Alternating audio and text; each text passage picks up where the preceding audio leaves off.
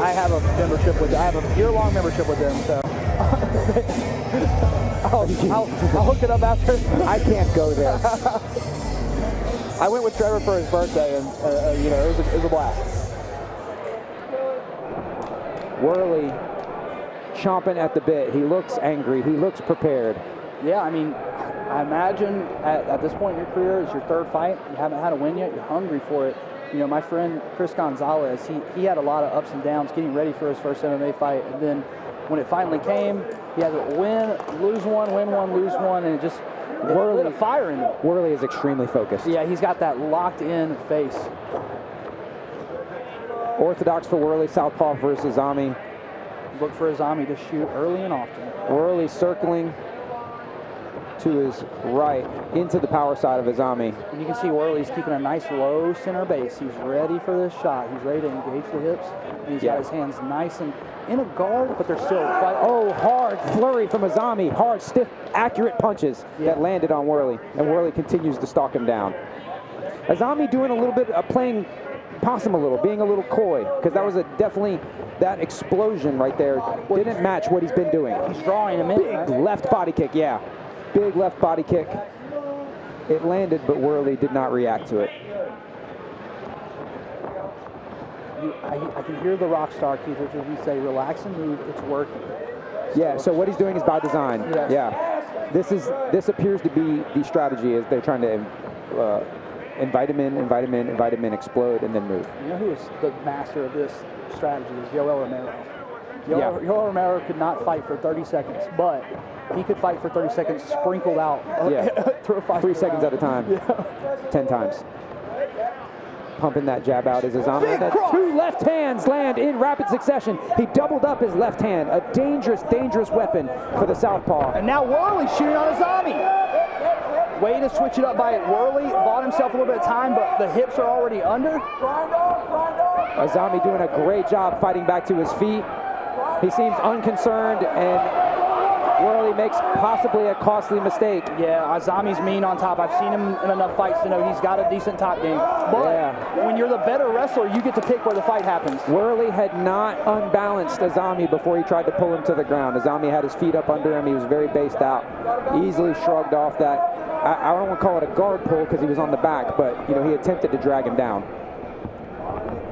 Wehrly hunkered down low. He's realizing that maybe the striking isn't going as well as he thought it was because those doubled up left hands hurt him. A very interesting dynamic is on display. Ooh! Shoving forward, showing a lead uppercut. Oh. Nice hips by Azami. He floats through to the safe side, and now he's still looking for this Von Fleur. He's got the crossface, and you really you cannot hold on to this.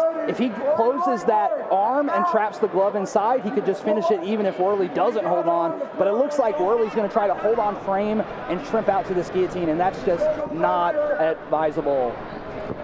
It was an interesting choice that Azami made when they stapled. When they sprawled, he paused and then went. It was like a brief little hiccup in the timing, and I think that's what allowed him to get on top. Azami's just squeezing. Keith said just end on top squeezing. Nice. Okay, great round, but a very interesting dynamic on display where Azami is the one who's constantly backing away and disengaging, yet he's still getting the better of these exchanges when he is chased. So to initiate does not require that you go forward. What he is doing is making Wehrly do something. He's getting reaction. So he is actually, which is very rare and difficult to do, leading the dance while moving backwards.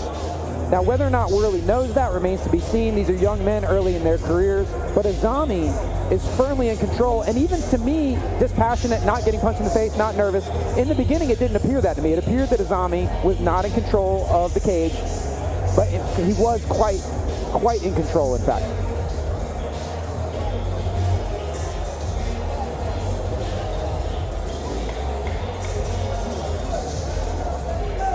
Derek Kennington and Nick Juretic in the corner of Wehrly.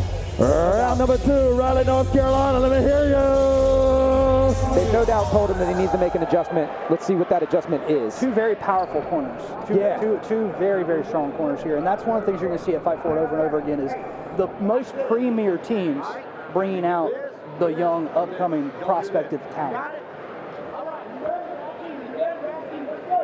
Cory Wehrly and Aziz Azami going to get us started here for round 2 of our MMA card.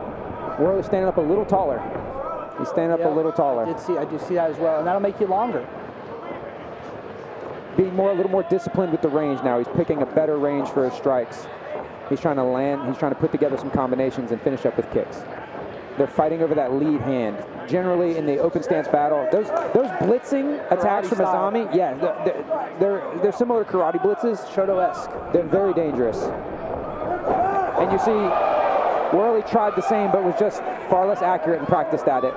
And it looks like he's setting up a little rubber guard action here. He's going to try to form a high guard with the arm inside, but it looks like the head is just too far forward. You've got to bring yourself off this cage a little bit. Nice job getting outside of that entanglement, but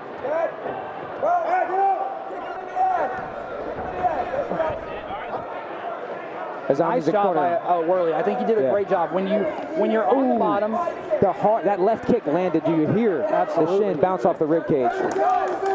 Much better defense this time from Wehrly. Wehrly's got a nice look at a rear triangle. He's wise to it immediately too. He's wise to it. You see him digging through that armpit. He's controlling the midsection in an effort to close this up. Looks like he's going to go reverse full guard or rear full guard. And try a very rare position. Yeah, definitely. Some people call this donkey guard, but when it's on the back, it's called reverse full guard. Oh, hard hammer fist. Excellent hits. Oh my God! Oh my goodness! Throwing over right to a tight armbar. And Aziz Azami's trying to get out. He's trying to get out. He has his head free. His head is free, but his arm is being ridiculously torqued. He looks like he's about halfway through a hitchhiker escape. If he can keep rotating, he's out. Oh my God! What a close call. Both guys showing a lot of tenacity on the ground. A lot. The wrestling attack versus the jiu-jitsu-based attack of Wehrly. Azami's blitzes have slowed down a little bit. And his shots are more telegraphed by far now. And now you're in a position to get this front headlock and work with it. Now he's compromised. He does have an underhook on it. He does have a hook on this leg, and he is a strong wrestler. He wrestles up beautifully. Well, Wehrly concedes the back. He concedes going to his back, whether he's on the back or on the front or on the headlock. Well, he was rushing the back take, and that's why he had to concede. I mean, I see it so often in all levels of MMA, not just amateur. But when people see that back, they see the muscles, they jump on them. They think, I got it. But you have to have a strong connection first. You have to have a point of connection. And, one thing Wehrly is doing right now is he's keeping the posture broken, which is preventing Aziz from scoring, and he's constantly working his high guard up. Great round for both guys. What a great fight. Wehrly has kind of found an angle now. I don't know if he did enough to win that round, but he did see something. He found an angle by which he could have won this fight. He came very close to winning that fight. If he could have kept the shin over the face of Azami, he wouldn't have been able to prevent him from coming up. Yeah, he was also able to defend himself very well from the guard on the other side of the cage as well earlier in the round. Yeah. So the jiu-jitsu on display from Next Element Academy, serving him very well. Well, that is a great jiu-jitsu school. It's a bunch of good guys there. Ethan Daly does a lot of the coaching out of there. A very, very promising athlete, a very high-level competitor. They've got a lot of really high-level ADC trials levels guys like Philip Painter. They are a gym that is super plugged into competition jiu-jitsu and jiu-jitsu for MMA. So not surprised at all that Cory Wehrly is introducing some different looks. A reverse triangle is a different look. Reverse donkey guard is a different look. Trying for leg attacks at this point in an MMA fight. And in North Carolina, especially where it's so wrestling dominated, especially even in Fight For It, seeing someone make jiu-jitsu work like that and defend themselves very well with it is rare. Yeah, if he can just make a stronger connection before trying to advance position, I think he'd be in such a good position to win this fight, especially in that round where he was able to get into some good positions. But Azami now has a puzzle in front of him, because if he's slowed down as much as he did in that last round, and that's just the new speed, I don't know if he can shoot again from the open. He's shooting. Wehrly has him timed out on his shots now. His shots have become predictable. Azami's going back to the well too many times. As Wehrly blitzes forward, he ducks his head and shoots, and Wehrly is prepared for it. It's every time. Yeah, and he's making him carry his weight. He's going to knee him. Around here. Azami taking big deep breaths with his hand low, and a bit of a janky toe kick, which hurts worse. One toe going into the rib cage of Azami. Oh! and then big shot by Cory Wehrly. He gets in on the legs on a nice level change. He's got that leg isolated in the center. And Azami is so far putting in a decent defense. It looks like he's trying to unweave this leg. Wehrly punching from the single leg and then runs the pipe and puts him down. Oh, nice job by Azami to crawl backwards to get the wall walk. But we still have Wehrly on this single leg attack, and this time it looks like he's got the hips firmly on the ground. Oh, he might be able to advance position here. Ends up on the back and maybe a little quick. He jumped on it, but Aziz rushed the escape too. He needs to try to maintain a strong chest to back connection. Having a grip on your opponent's neck is not enough to control them. He's got to get more of his chest on more of Aziz's back. He almost escaped just now, and Wehrly was able to. Rockstar is telling him to boat ramp. He cannot boat ramp with the hooks on one side. You have to have the hooks in the traditional way, and now Wehrly's working this short choke right now. He's got it on the chin. Close. He is very close to finishing this fight. It's on the chin, and he's pulling back and cranking on the chin. And we see Aziz is turning. He has a way out here. If he can find a way to keep turning, he won't have to tap. But as we go over to the other side of the mat, Wehrly can switch to the arm that's on the mat for the choke. That's when it'll be over. But we see Aziz doing a very good job with and he just got that arm. Oh, and there it is. On the chin. With no resistance from Azami. I guess Azami feels confident. Azami's cooked, dude. Azami is cooked. Wehrly can take his hand out at any moment. What he's trying to do is get better isolation so that he can finish with one arm. But even if he doesn't have that, he can still start cranking whenever he's ready. He's keeping the hand in a nice position, and his chin, oh man, he really could have held that grip a lot longer. Wehrly taking his time, securing this position, taking his time to work this arm under the chin of Aziz Azami. And they're calling for him to get up on top now, and I don't know, he's got a tight body triangle. I don't think he's going to be able to do that. Yeah, and it would probably be pretty scary to give that up. Yeah.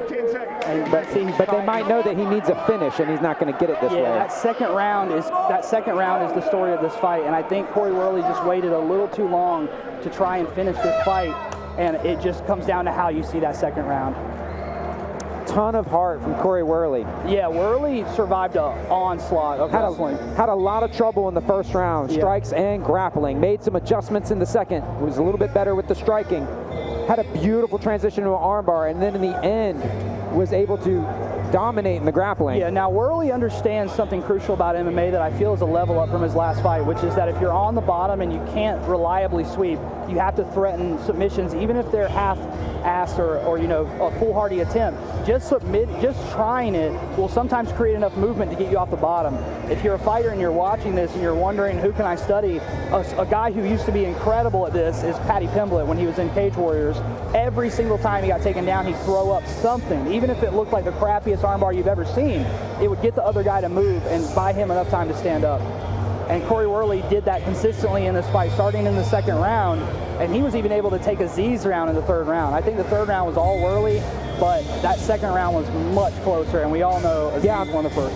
Yeah, I believe Aziz won the first, Wehrly won the third, and the second up for grabs. I have no clue. Comment in the chat. Oh, there's no chat. Our prelims earlier on were on YouTube. I'm sure we'll make that mistake a few times tonight.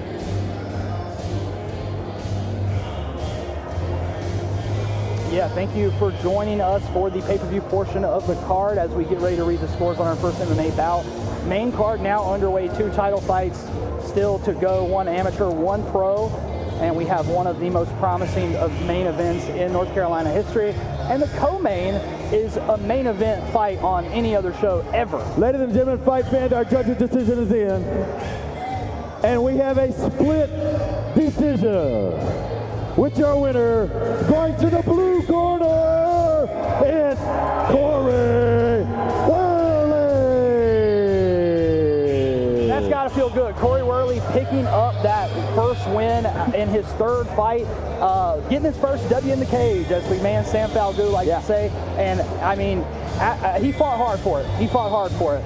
And I would definitely be totally okay if the Modern Warrior corner was a little bit more salty, but they look totally happy with it. Well, what's funny, if you look into Derek Kennington's face, he is not hiding at all what he's... Congrats to Cory as he picks up his first W in the octagon tonight. I think this is a hexagon. Well, you're also not allowed to call a fighting structure. You're legally not allowed to call a fighting structure. Yeah, they've got that trademark. The UFC owns that term. Derek Kennington gave the other corner a big, like, whoo, yikes kind of look. And he gave Cory Wehrly barely. Yeah, I mean, like, razor thin. And he put on a very good performance in the third round. We have just now an army of ring girls. Yeah, absolutely. Just an army. Absolutely. We have 7 ring girls. I invited the guys from Cheetahs to just come and hang out, and they brought their own girls and just put them in the cage. I mean, you know, Jonathan Samey's like, who am I to deny you guys? Yeah, I don't think you I just think, who would you be to say, nah, man, don't bring the girls. Them girls. No, I meant just the dudes. It's just the fellas.